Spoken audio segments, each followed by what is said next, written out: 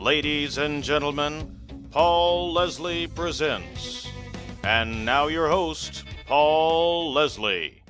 We're here in Old Key West, talking with Captain Tony Tarracino, a man who has become synonymous with the town. And I think all stories should start at the beginning. So tell us about the man and where you came from. Well, Paul, you surprised me. When you talked about the background of this man, I said, that can't be me. I do have a little ego, but, well, there is a beginning. I was born in Elizabeth, New Jersey. In fact, August the 10th, 1916. That makes me 88 years old. And that was the year that they come out with the Model T.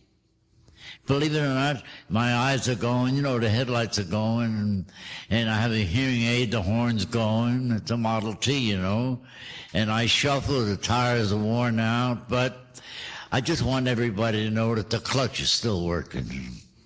Anyway, it's a long story. I was always a gambler, and, I'm a lot of years, 88's a lot of years, and, I guess I did everything. I was born, it was like a ghetto.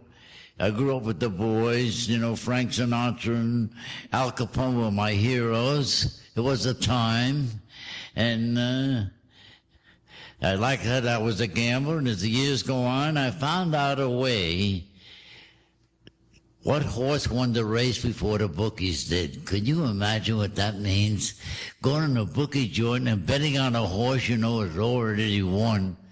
And we got away with it for a while. But the boys caught up to me, and they break your thumbs and all that. So I had to leave Elizabeth for health reasons. So I left for Florida.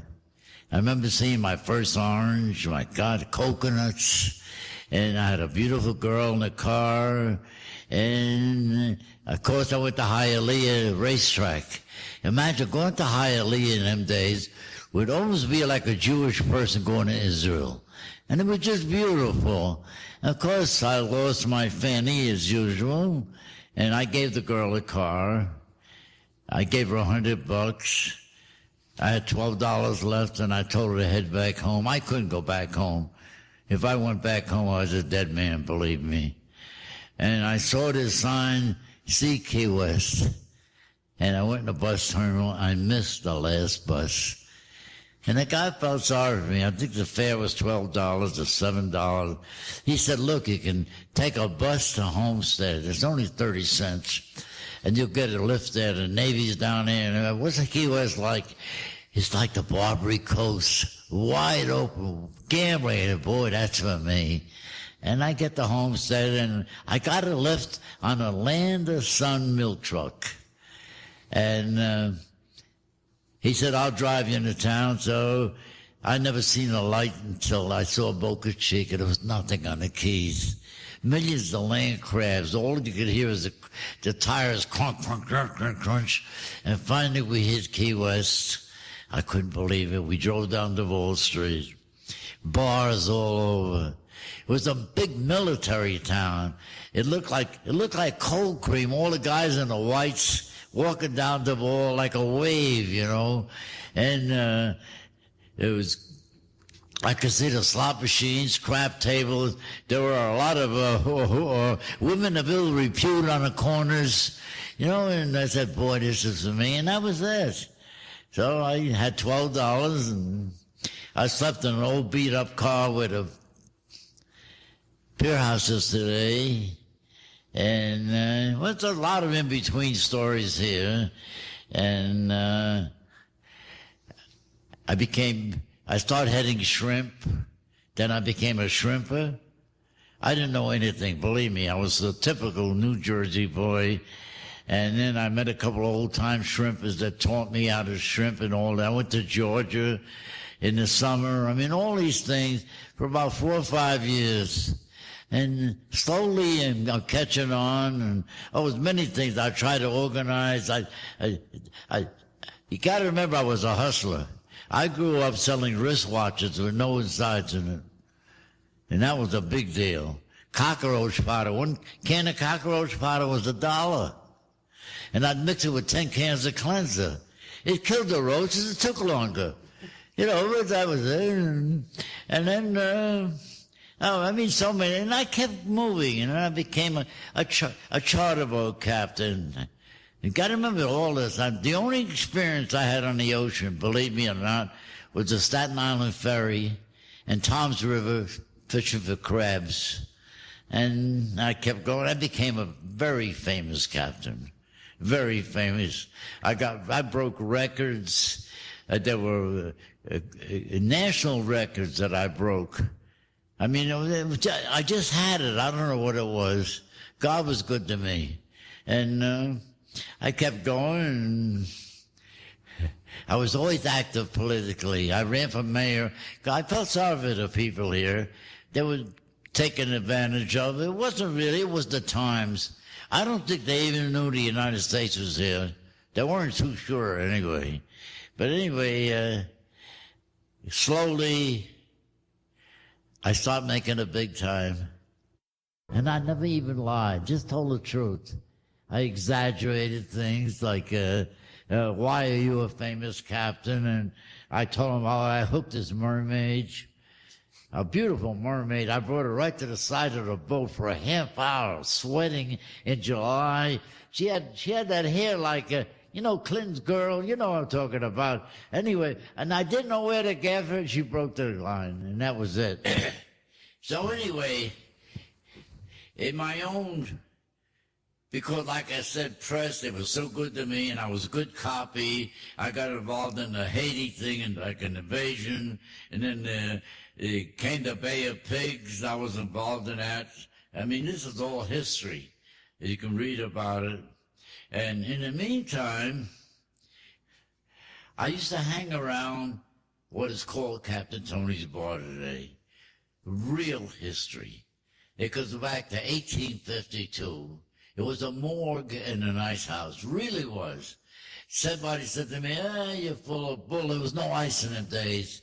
But what they did years ago, the sailing boats from Maine up north, they put ice in their hull for ballast. And then when they came to Key West, they sold it to the few people that used it for ice, and they covered it with sawdust, and it lasted a long time. That's how the ice got there. So, well, I used to hang around. It was called the Blind Pig, the Osceola Bar, the General Store, Sloppy Joe's, and then it became the Duval Club. I mean, I follow the history very, very strongly. When the battleship Maine was sunk, there was the little wireless station was in Captain Tony's. We got pictures of it, the pole coming through the roof and everything, with the wire over to Western Union. And it was Captain Tony's Saloon first gave the world the news of what happened in Cuba. And this is all history and I don't know what it is. Maybe it's the Italian in me or what it is, but I loved it. It was so fascinating to me. And the building's falling apart. And David Wilkowski, one of our great locals, one of the prominent families, had gone to Philadelphia and got involved in rebuilding the old buildings. I don't know what they call it, saving the houses and all this. And he comes back to Key West, and Captain Tony's building, 428 Green Street, was tipping over, falling over. This is really just the way it was. And he got together with Danny Sturp, because it was his grandfather that owned that building, and he rebuilds Captain Tony's. That's the first rebuilding of anything in Key West. I forgot what you call it. You know, it's a name for it anyway. So, and Morgan Bird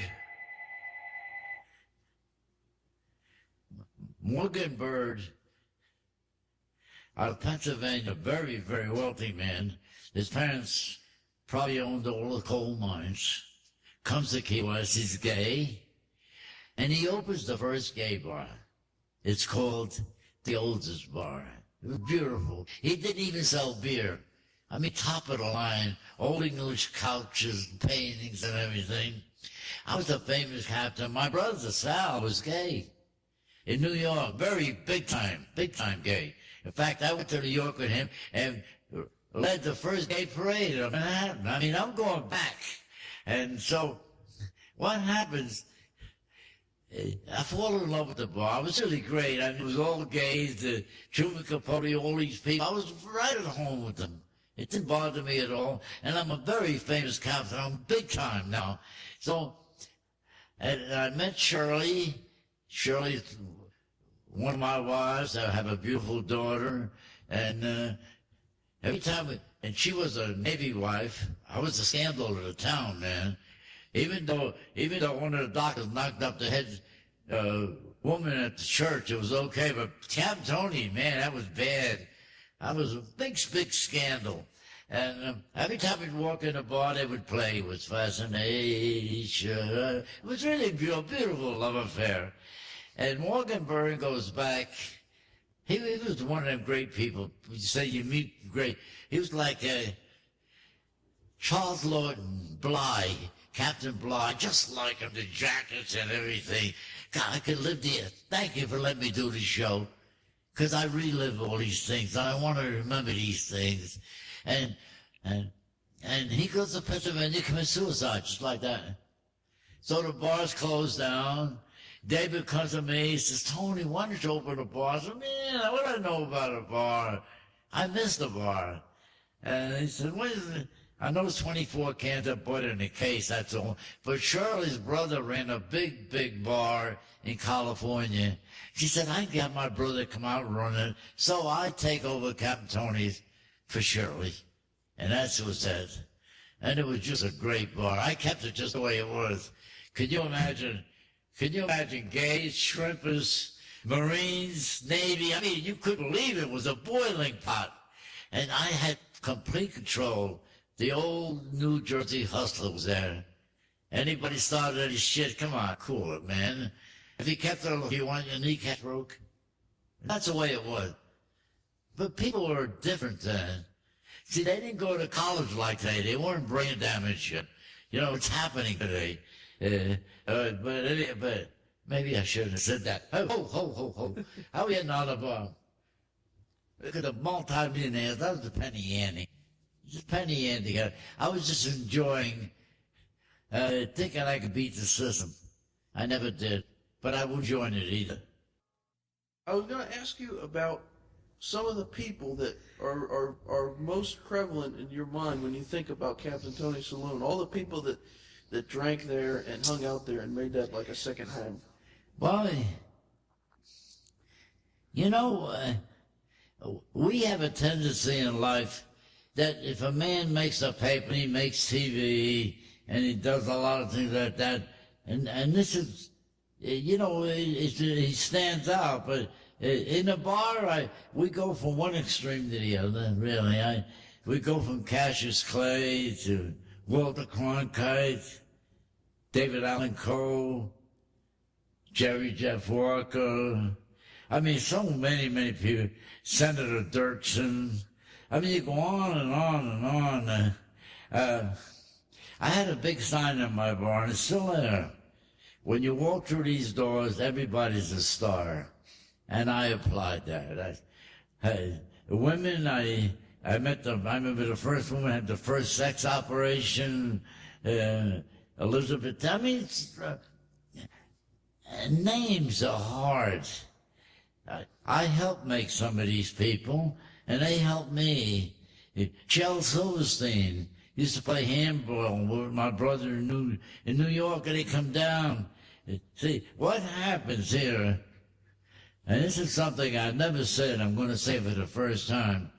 When I take the bar over, it was always a great town when I talk about gays. And the local gays had their own, and it's that way anywhere in the world. I think that I'm going back to the old gays.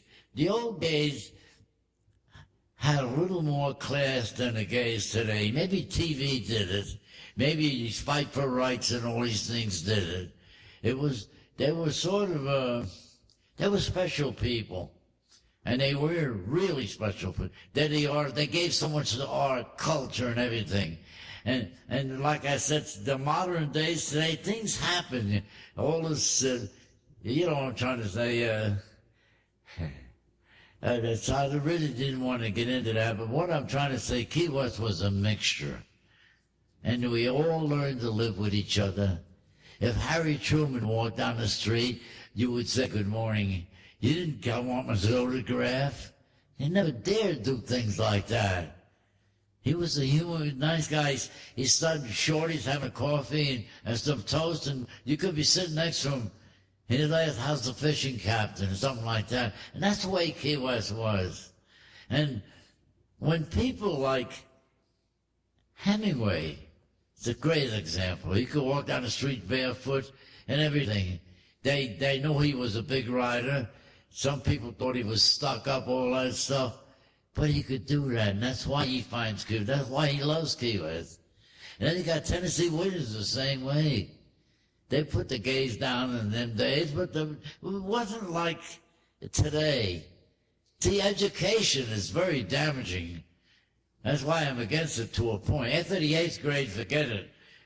But anyway, when you say great, there were so many great people. Oh my God, I can't remember. I remember Truman Capote. I remember J. Hurley, the Midnight Cowboy, Evan Rhodes, the Prince of Central Park, Jamie Kirkwood. My God, we used to go have supper together. Jamie Kirkwood was the chorus line. I knew these people. You got to remember. The Breaks. Remember the Breaks? Okay. I'm hanging up fish one day at the dock. It's like late 50s. You hang the fish up so you get more customers the next day. Okay? You're a hustler. Me and my wife were good. I got a little book on the boat, and it's got cities of 125,000 or more.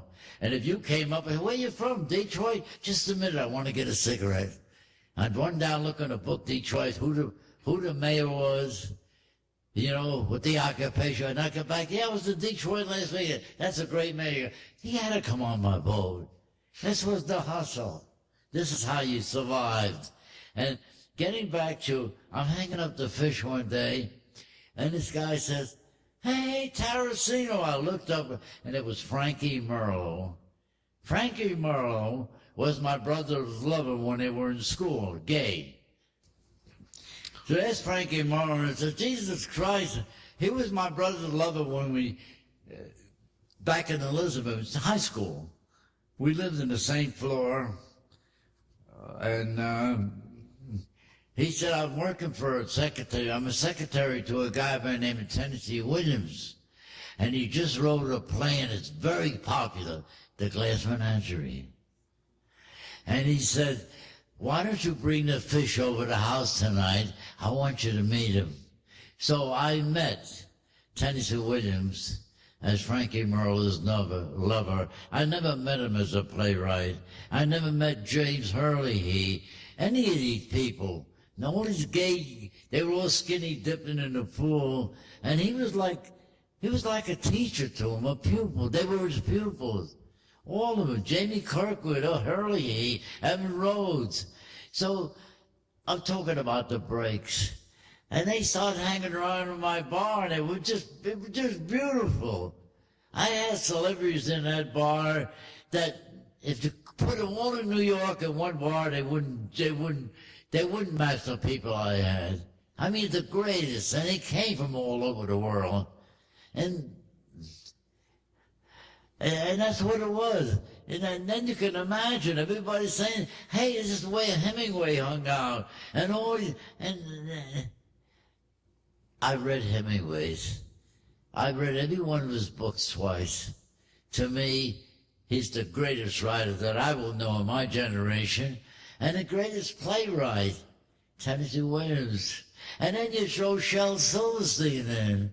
I mean, how lucky can you be?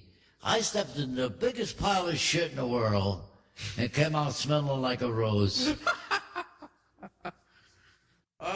wanted to ask you about being mayor of Key West. That was one of the greatest honors of my life. Could you imagine?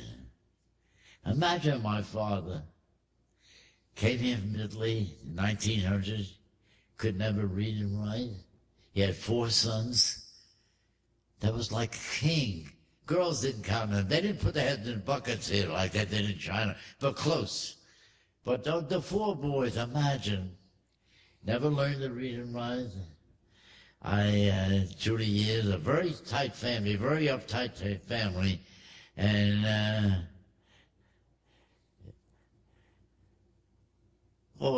I could write 10 books on that, but anyway, he was so proud of his kids. My brother was gay, Louis was a barber, Joey was doing plays, and I was a captain in Key West. A captain, a real captain. My son is a Captain in Key West, and when I made mayor, the only regret I had, he wasn't there.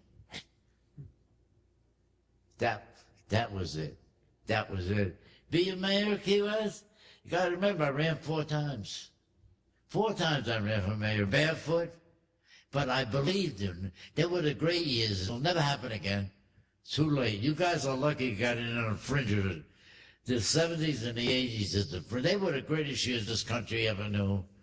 People were standing up, you're willing to fight what you believed in. You honestly practiced the Constitution. You think when they call you up, what do you call them, a poll, when they get an idea of how people are thinking? Is that what they call a poll? When they call, I wouldn't answer that. Right away, they'll put it on the books, this guy is this guy's that. We lost. Well, I don't like, let's forget that shit. Anyway, I get it. I get it. Anyway, now where was he? I wanted to know, when you walk down the streets of Key West and you remember how it was back then and you see how it is now, what do you think? Well, see, you can't stop progress. First of all, when you're 88 and I went to the 8th grade, so I'm a genius, believe me. I had no time, there was no time for the educators to set me up. If you want to read the propaganda, you went to college, because you want to show people you're not stupid. That's what happened. I could be wrong with what I'm saying. But what happens here is that you call it progress. Wait, I was in Key West. I fought the oil wells. They found oil out here. They kept it. And I fought real hard. I fought real hard for the environment. I wasn't a radical. I wanted to try to save the waterfront. There's nothing left on the Gulf. I mean, I could see all these things. And I'll give you an idea how I got in trouble, okay? I wrote an article. I've said in the Florida Keys, there's roughly 80,000 people. And they pass every day 1 pound of garbage. Crap, that was it. 1 pound of garbage. Now you got 80,000 pounds of garbage every day. And they told me in school you can't get rid of matter. So they're going to big sewer wells up. You know, clean the sewer. And so we had a sewerage outfall here. You know, all the crap went on. And I used to advertise, no fish, no pay. If you didn't catch a fish, you didn't pay. Now, when the wind always goes north, east, southwest. This is very true. If the wind backs up, fish don't start. They don't bite. I don't know why. They don't bite. So I used to go where the sewer pipe was, anchor above wind so get away from the smell, and everybody caught fish. The lobsters, the birds hung out there, right when. Since they chemically take care of it, there's nothing there, nothing. Just a white, like a sand, a clay, nothing's alive there. It's all gone. So I was fighting, they got to stop building. You got to stop building. You got to put it, and they did. They passed a lot of laws, but you can't beat big money. The FEMA and all that's a lot of bull. And they beat them all. I mean, and that's what's happening. So, and that's what got me in real big trouble, big trouble with the government, all these different NASS and all that jazz. But I told the truth. I said you go down to Mallory Square at night, you could catch your supper. You went to the beaches, you see all the guys casting for bait on a reef, food all over. It's all gone. Everything's gone. Gone, this camp. It's hard to believe what I'm telling you. It's probably happening in your place too, your state. But this is what got me in big trouble when I start fighting things like that. So, and I kept running for mayor.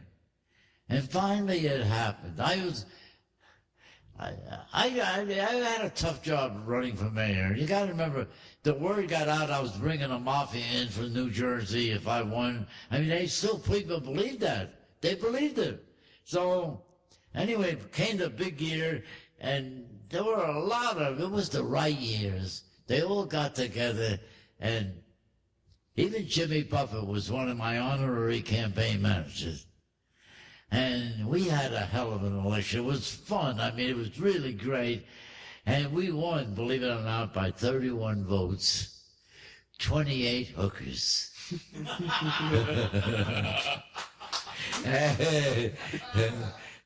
How did I feel?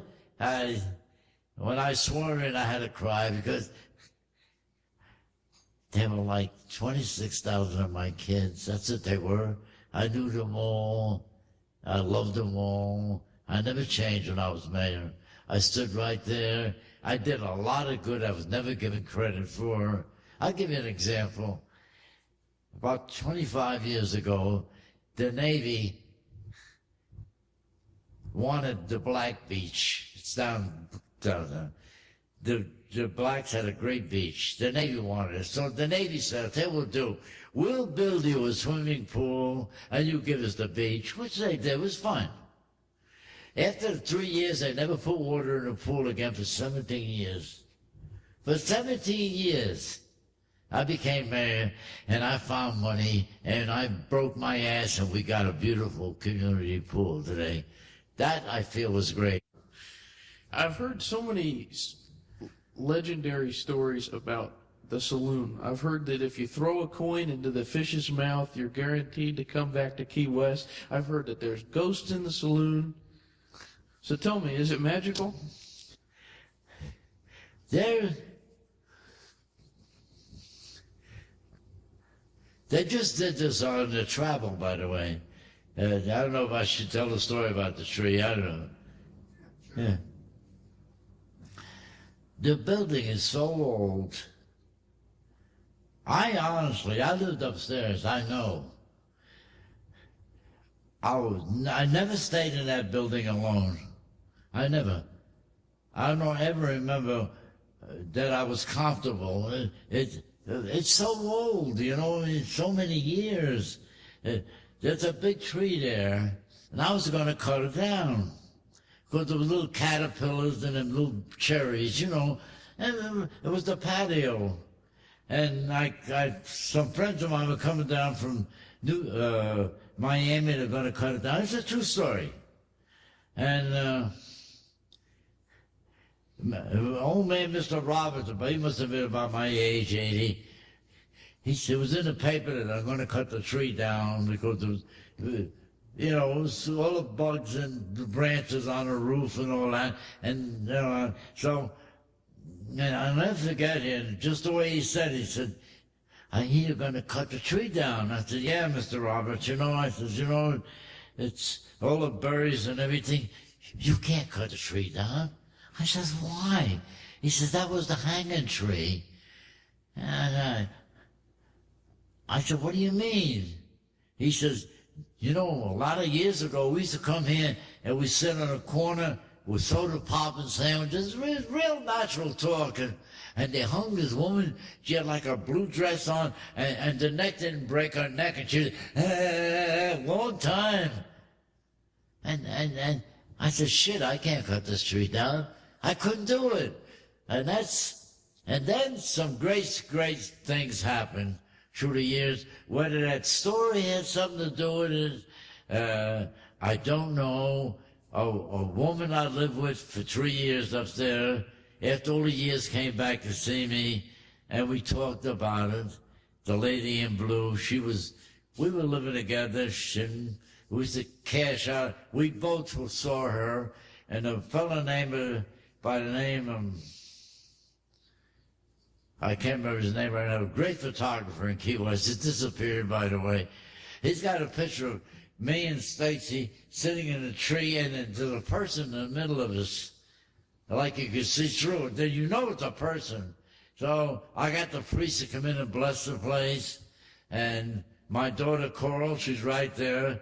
Her best friend ran into this woman in the back room to get a can of orange juice. So it's not a bullshit story. And then I was digging in the pool room, I was digging a hole to go down lower, and we ran to an old well, and there was a body in it, and there's a tombstone on top of it. I covered it, I called the police, all that. It was just a matter of bones and a bad smell. But where the tree is now, there's a tombstone. About 20 years ago, a father and son drove by, and they dumped it in the street. It's right there by the tree. About a month later, I saw the son. I says, "Come here, John, what am I going to do with your mother's tombstone?" He said, "My father's crazy." "What do you mean he's crazy? What do you want me to do? It took 4 guys to carry it in. It was a patio then." His mother had died. They were married 20 years. His father used to work in the Navy Yard. She goes through her stuff. It was a watchman. Finds a stack of letters. She was meeting her lover in Captain Tony's every night.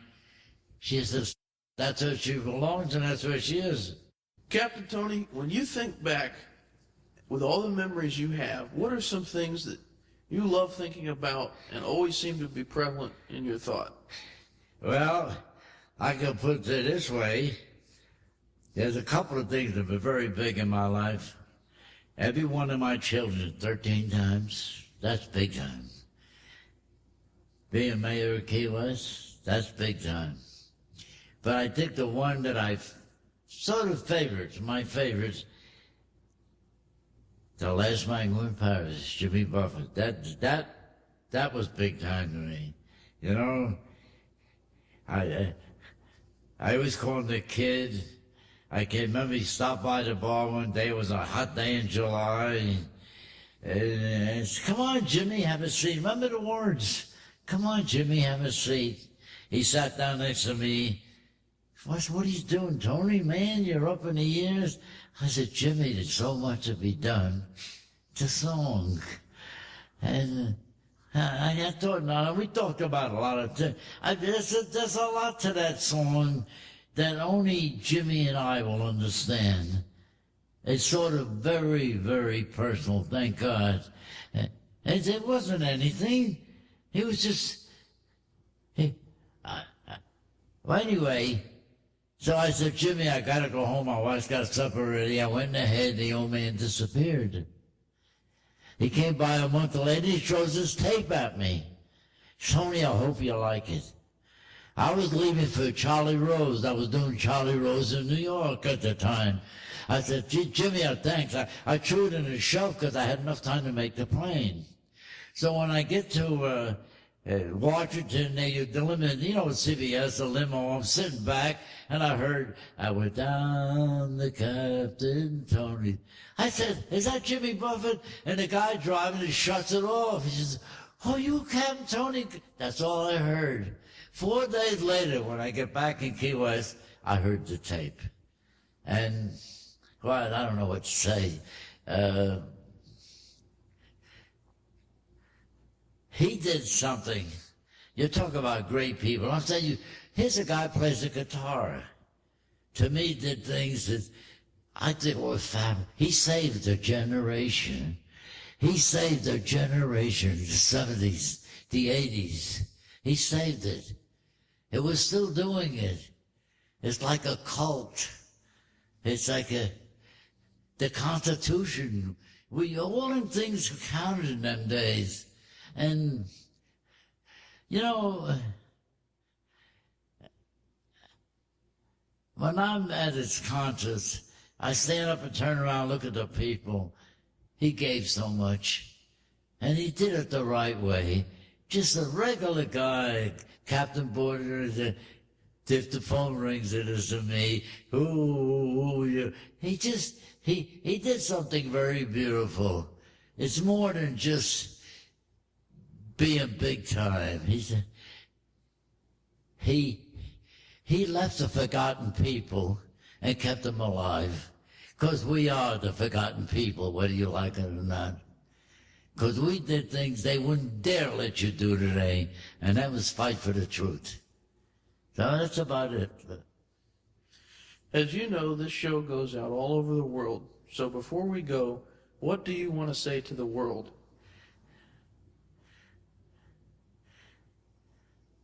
Well, I always say let every heartbeat count. But I think the most important thing is be good to your fellow man. It's so easy to be good, believe me. You know, everybody has a God. My God is on my side. The Muslims have a God. Everybody's there. But you know, God, I think, looks at everybody. And look at him as a God for everybody. I don't know. And be good to your fellow man. But most of all, be good to your women, because they're the ones that brings the children into the world. Remember that. You know? It's I always remember that song, so when she's weary, everything looks dreary. Just try a little tenderness. And try that with everybody. Everybody. Thank you.